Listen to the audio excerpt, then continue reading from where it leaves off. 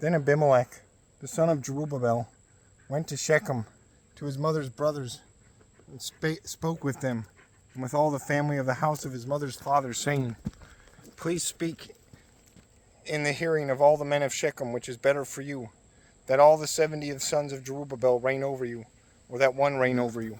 Remember that I am your own flesh and bone. And his mother's brothers spoke all these words concerning him in the hearing of all the men of Shechem. And their heart was inclined to follow Abimelech, for they said, He is our brother. So they gave him 70 shekels of silver from the temple of Baal Berith, with which Abimelech hired worthless and reckless men, and they followed him. Then he went to his father's house at Ophrah, and killed his brothers and the 70 sons of Jerubbaal on one stone. But Jotham, this youngest son of Jerubbaal, was left because he hid himself. And all the men of Shechem gathered together, all of Beth Millo, and they went and made Abimelech king beside the terebinth tree at the pillar that was in Shechem. And when they told Jotham, he went and stood on top of Mount Gerizim, and lifted his voice and cried out, and he said to them, Listen to me, you men of Shechem, that God may listen to you. The trees once went forth to anoint a king over them, and they said to the olive tree, Reign over us. But the olive tree said to them, Should I cease giving my oil, with which they honor God and men, and go to sway over trees? Then the trees said to the fig tree, You come and reign over us. But the fig tree said to them, Should I cease my sweetness and my good fruit, and go to sway over trees? Then the trees said to the vine, You come and reign over us. But the vine said to them, Should I cease my new wine, which cheers both God and men, and go to sway over trees? Then all the trees said to the bramble, You come and reign over us.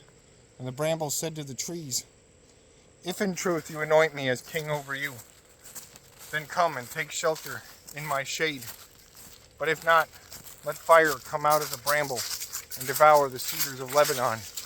Now therefore, you have acted in truth and sincerity in making Abimelech king. And if you have dealt with Jerubbaal and his house, and have done to him as he deserves, for my father fought for you, risked his life, and delivered you out of the hand of Midian.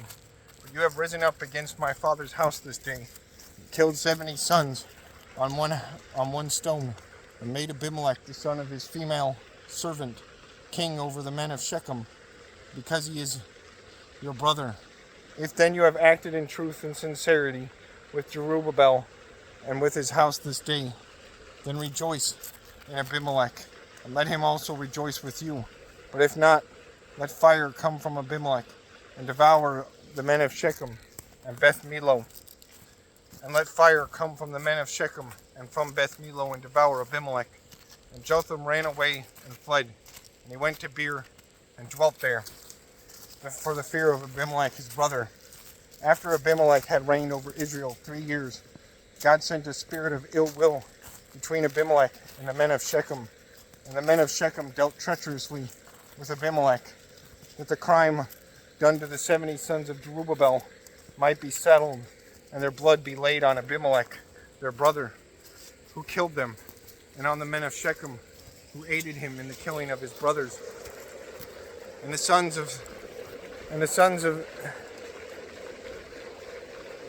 men of Shechem set men in the ambush against him on the tops of the mountains, and they robbed all who passed by them along the way. And it was told Abimelech. Now Gaal, the son of Ebed, came with his brothers and went over to Shechem, and the men of Shechem put their confidence in him. So they went out into the fields and gathered grapes from the vineyards and trod them and made merry. And they went into the house of their God and ate and drank and cursed Abimelech. Then Gaal, the son of Ebed, said, Who is Abimelech and who is Shechem, that we should serve him? Is he not the son of Jerubbaal?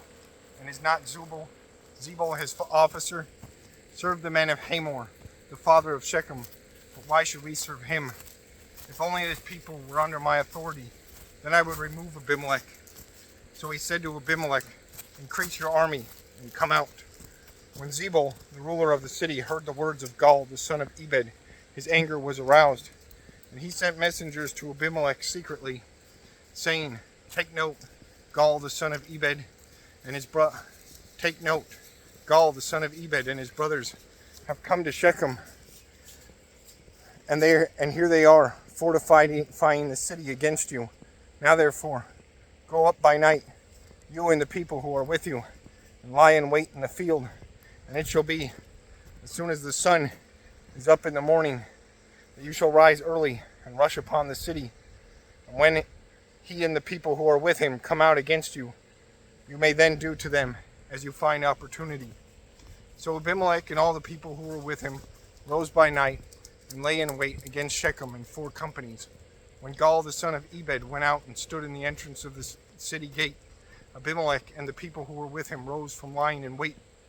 And when Gaal saw the people, he said to Zebul, "Look, people are coming down from the tops of the mountains." But Zebul said to him, "You see the shadows of the mountains as if they were men." So Gaal spoke again and said, "See, people are coming down from the center of the land, and another company is coming from the diviner's terebinth tree." And Zebul said to him, "Where indeed is your mouth now, with which you said, 'Who is Abimelech, that we should serve him?' Are not these the people whom you despised? Go out, if you will, and fight with them now." So Gaal went out, leading the men of Shechem, and fought with Abimelech. And Abimelech chased him, and he fled from him, and many fell wounded to the very entrance of the gate. Then Abimelech dwelt at Arumah, and Zebul drove out Gaal and his brothers, so that they would not dwell in Shechem. And it came about on the next day that the people went out into the field and told Abimelech. So he took his people, divided them into 3 companies, and lay wait in the field. And he looked, and there were the people coming out of the city, and he rose against them and attacked them. Then Abimelech and the company that was with him rushed forward and stood at the entrance of the gate of the city, and the other 2 companies rushed upon him, all who were in the fields, and killed them. So Abimelech fought against the city all that day. He took the city and killed the people who were in it, and demolished the city, and sowed it with salt. And when all the men of the tower of Shechem had heard that, they entered the stronghold of the temple of the god Berith. And it was told Abimelech that all the men of the tower of Shechem were gathered together. Then Abimelech went up to Mount Zalmon, he and all the people who were with him. And Abimelech took an axe in his hand, cut down a bough from the trees, and took it and laid it on his shoulder. Then he said to the people who were with him, "What have you seen me do? Make haste and do as I have done." So each of the people likewise cut down his bough and followed Abimelech, put them against the stronghold, and set the stronghold on fire above them, so that all the people of the tower of Shechem died, about 1,000 men and women. Then Abimelech went to Thebez, and he encamped against Thebez and took it. But there was a strong tower in the city, and all the men and women and all the people of the city fled there and shut themselves in. Then they went up to the top of the tower. So Abimelech came as far as the tower and fought against it, and he drew near the door of the tower to burn it with fire.